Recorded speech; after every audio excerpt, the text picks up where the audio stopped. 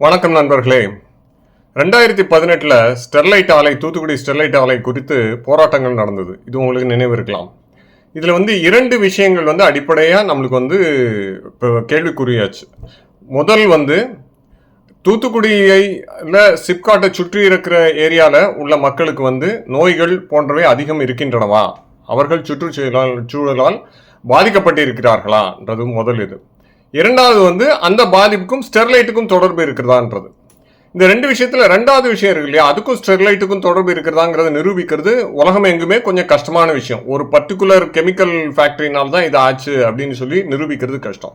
ஆனால் முதல் பிரச்சனை எடுத்துக்குவோம். அதாவது அந்த ஏரியாவில் உள்ள மக்களுக்கு சுற்றி உள்ள பிற ஏரியாக்களை விட, பிற சிட்டிகளை விட, பிற நகரங்களை விட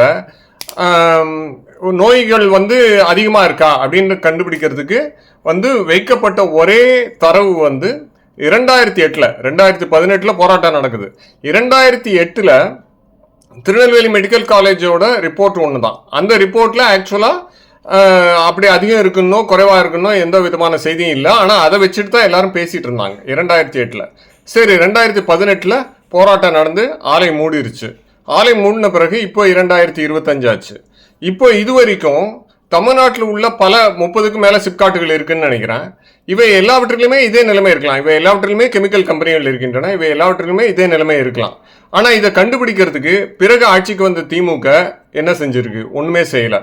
ஏன்னா உதாரணத்துக்கு ஒரு வருடத்துக்கு ஒரு முறையெல்லாம் வேண்டாம், 4 வருடங்களுக்கு ஒரு முறை இது போன்ற சிப்காட்டுகளை சுற்றி உள்ள ஏரியாக்களில் மார்பிடிட்டின்னு சொல்லுவாங்க, மெடிக்கல் ப்ராப்ளம்ஸ் எவ்வளவு தூரம் அதிகமாக இருக்கா குறைவாக இருக்கான்னு ஒரு டேட்டா கலெக்ட் பண்ணி வச்சுருந்தாங்கன்னா அதுக்கு கண்ட்ரோல் குரூப் வச்சு வேறு ஏரியாக்களில் கண்டுபிடிச்சி, சென்னையில் பிற கிராமங்கள்லாம் கண்டுபிடிச்சி கண்ட்ரோல் குரூப் வச்சு கண்டுபிடிச்சோன்னா நம்மளுக்கு இதை பற்றி விவாதிக்கிறதுக்கு ஒரு ஏதுவாக இருக்கும்.